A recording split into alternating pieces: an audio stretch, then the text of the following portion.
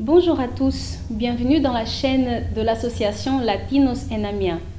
Nous sommes au FRAC, le Fonds régional d'art contemporain d'Amiens, cette ville située au nord de la France, à plus de 7000 km du Venezuela, un pays au cœur de l'actualité. Détenteur de la plus grande réserve pétrolière du monde, le Venezuela vit aujourd'hui sa plus grande crise humanitaire. Que se passe-t-il dans le gouvernement ? La pénurie d'aliments, le rationnement d'eau, d'électricité, ainsi que le manque de médicaments dans les hôpitaux ont entraîné un grand exode dans le pays. Par conséquent, les manifestations politiques contre le gouvernement du président Maduro ont entraîné une persécution aux personnes ayant participé d'une façon ou d'une autre aux manifestations et aux mouvements d'opposition.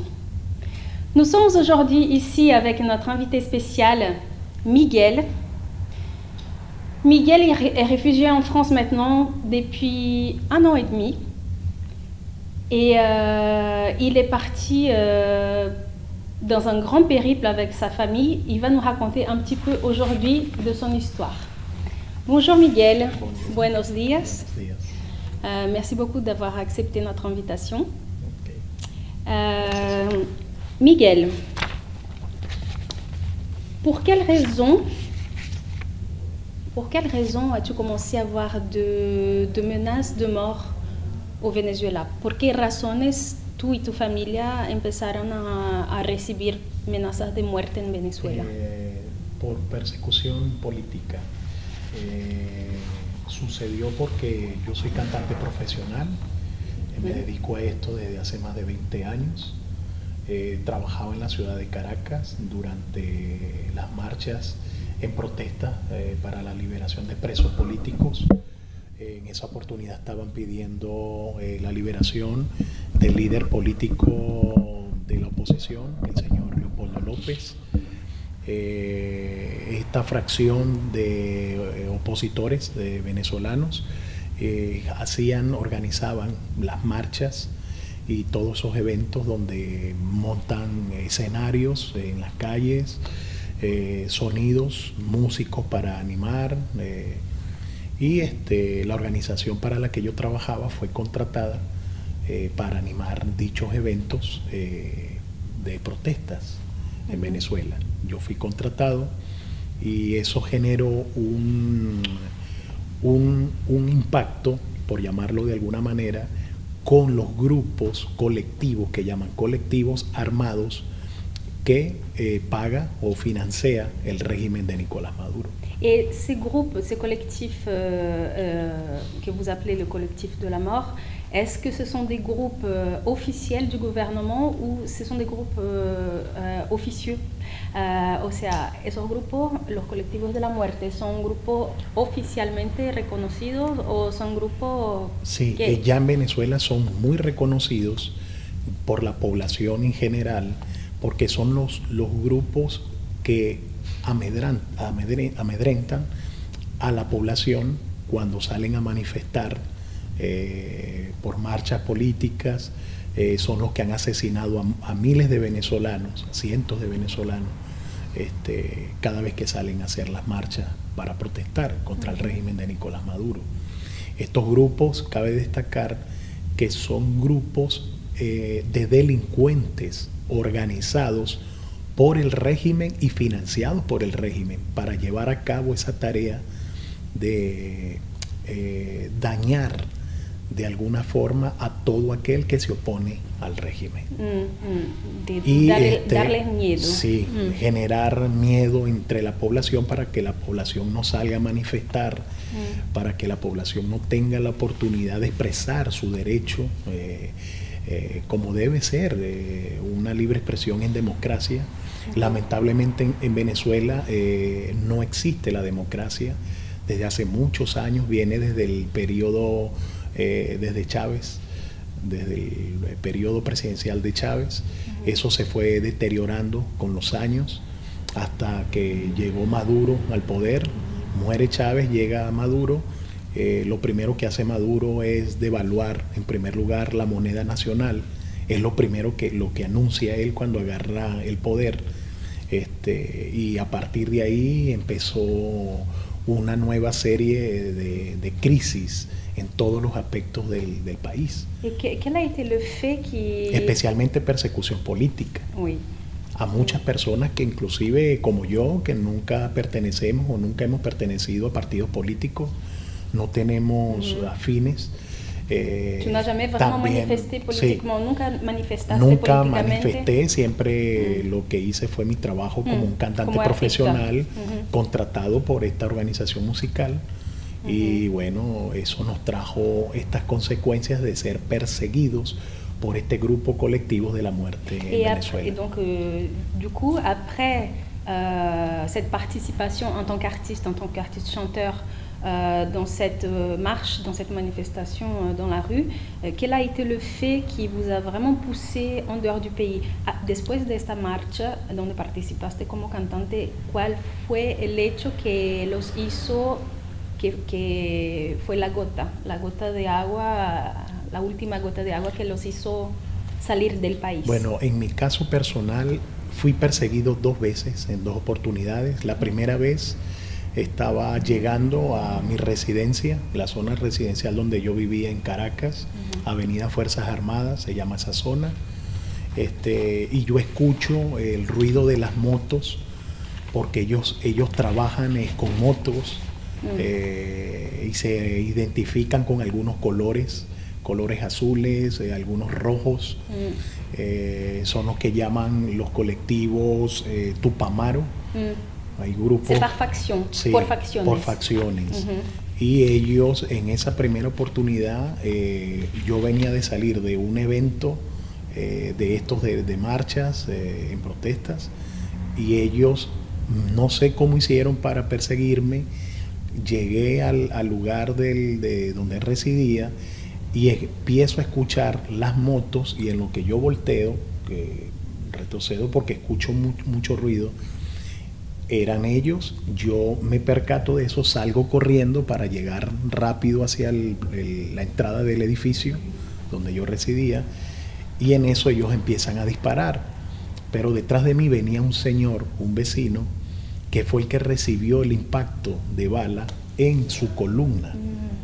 Yo me tiro al suelo, el señor cae detrás de mí. Cuando yo me voy a percatar, el señor está herido. Los motorizados disparaban, yo escuchaba muchas detonaciones. Pensé en algún momento que yo también estaba herido y que no me había dado cuenta. Cuando ahí me estuve varios minutos a esperar que ellos terminaran de disparar. Ellos hicieron muchas cosas. Estaba la calle, al frente estaba la entrada del edificio y una calle. Ellos empezaban a disparar. Y por mucha suerte por lograste... suerte, sí, porque el señor cayó encima. Yo pienso que ellos pensaron que yo estaba herido o muerto. Y sin embargo no dejaban de disparar, de gritar consignas, muerte a los traidores, viva Nicolás Maduro, viva Chávez, Chávez por siempre. Esas eran sus consignas. De toute la propaganda. Sí, por eso es que yo supe y pude identificarlos, porque los vi en sus motos, con sus ropas y con las consignas que ellos gritaban. Pude identificar que eran ellos. Donc, après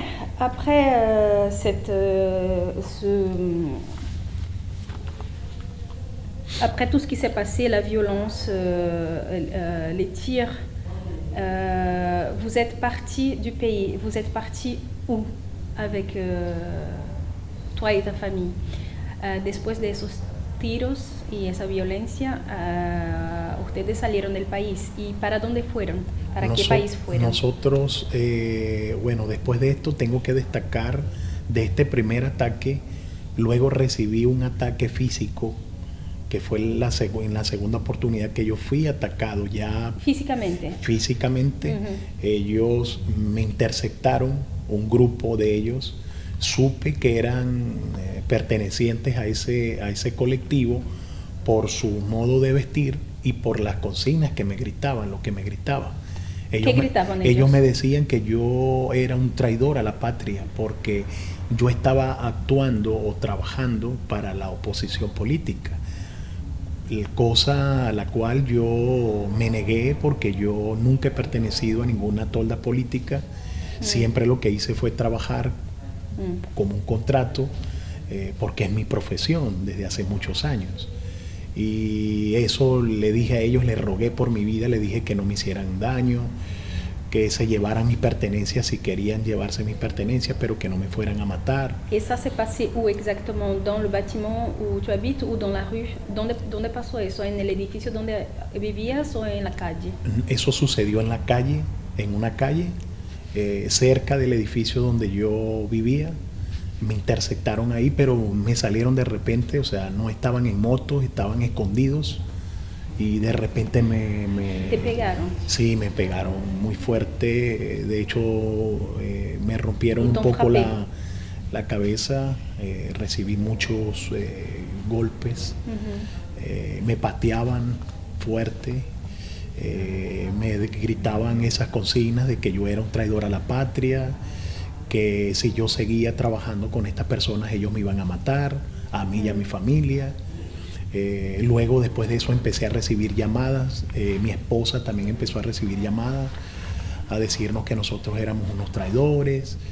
Une vraie persécution. Sí, mi esposa trabajó directamente con el gobierno para una institución que brindaba abrigo y ayuda a mujeres maltratadas con sus hijos.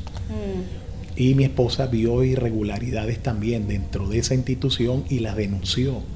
Y debido a eso también estas personas llegaron a amenazar también a mi esposa. Ellos conocían la realidad de nosotros, porque en el caso mío personal yo nunca he apoyado a ningún partido político.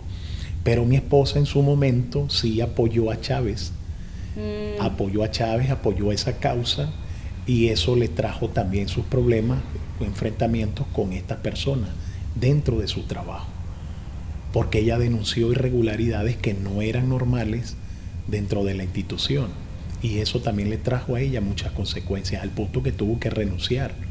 La hicieron renunciar. C'était après cette violence physique et toutes ces menaces de mort envers votre famille aussi, envers ta famille aussi, que vous êtes décidé a partir du pays alors. Entonces fue después de esta violencia física que empezaron esas y que las llamadas de amenazas, las amenazas telefónicas. Sí, las amenazas telefónicas, y esa fue la razón por la cual yo me vi en la obligación de huir de mi país, porque sentí mucho temor.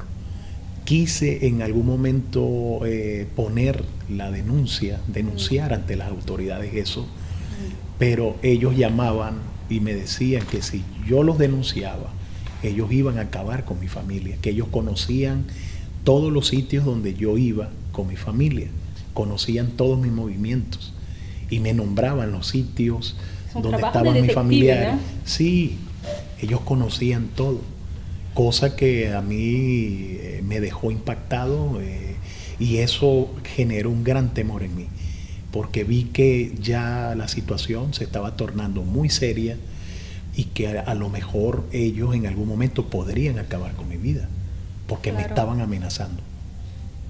¿Y para dónde fueron entonces? ¿Où est-ce que vous êtes allé après tout ça? Conversé con un amigo que él es músico y lo conocí en Colombia hace unos años atrás. Él es francés, y conversé con él por WhatsApp, y le comenté a él toda la situación que yo estaba viviendo en el país, el temor que yo tenía, y él me aconsejó, me dijo: mira, yo puedo ofrecerte la ayuda de recibirte aquí donde yo vivo. Actualmente estoy viviendo en una isla que se llama San Martín. Es una isla mitad francesa, mitad holandesa. Yo no conocía San Martín, nunca en mi vida había escuchado de esa isla. Y bueno, en el momento que él me hace la invitación y me dice que me va a apoyar, que me va a aconsejar qué es lo que yo tengo que hacer, yo marché para allá, hice todo lo posible por irme rápido del país sin hacer mucho ruido, Tengo que destacar también que tuve que mudarme varias veces del sitio donde vivía por seguridad. En Venezuela. En Venezuela. Un día me quedaba en casa de mi mamá, un día me quedaba en casa de mis abuelos, un día en casa de mis hermanos, huyendo para que no ser interceptado de nuevo por estas personas. Te Porque convertiste temía, en un gitano nómade, ¿no? un nómada, ese es el término, en un nómada, pero que no lo hace por gusto, sino por temor. Claro, claro. Me vi obligado a hacer eso. Fue una situación verdaderamente estresante porque no me sentía en paz, sentía temor en todos lados donde estaba. A veces sentía ya que estaba como maniático, con todo lo que me estaba pasando, en todas partes veía enemigos. Fue de verdad, a nivel psicológico y a nivel emocional, fue muy fuerte vivir todo ese estrés. Y cuando llegaron en San Martín, ¿ustedes consiguieron casa rápidamente? La casa de mi amigo. La casa que él fue el que me ofreció para poder estar ahí, fue el que me aconsejó para solicitar el asilo con el gobierno francés. Él fue el que me asesoró en todas estas cosas. En realidad yo nunca en mi vida había pensado en algún momento en una solicitud de asilo, nunca. Pero bueno, por sus consejos fue que a veces pasan cosas en la vida que no esperamos, ¿no? Que no esperamos, que son cosas que te llegan de sorpresa. Claro. En este caso, bueno, ese amigo me asesoró, me dijo que el caso mío ameritaba era solicitar un asilo, una protección, un amparo, en este caso del Estado francés. Que él me iba a acompañar para hacer todas esas diligencias. Y bueno, yo en vista de la emergencia, yo fui, accedí a todo lo que él me dijo. Y una vez en la isla, ¿ustedes llegaron cuándo? En 2017, pero en 2016. 2016. Sí, 2016, septiembre. 6 de septiembre del 2016. Llegué yo primero porque salí yo de Venezuela huyendo, porque en principio el problema era conmigo, no era con mi familia, a pesar de que mi esposa había recibido también llamadas telefónicas, pues la emergencia fue para mí. Y una vez en seguridad en la isla, sí, ustedes empezaron a hacer los papeles, ¿tuvieron ayuda? Primero pasó un tiempo, cuando yo llego a la isla, luego llega mi esposa, porque mi esposa queda en Venezuela. También pasó un momento muy, muy fuerte, donde iba a ser violada por sujetos pertenecientes a estos colectivos. Saliendo de su trabajo, ella había tenido generó unas denuncias en su institución de algunas irregularidades que ella observó. Tomó fotos, hizo videos de muchas cosas que no eran correctas. Lo participó en este caso, su jefe directo.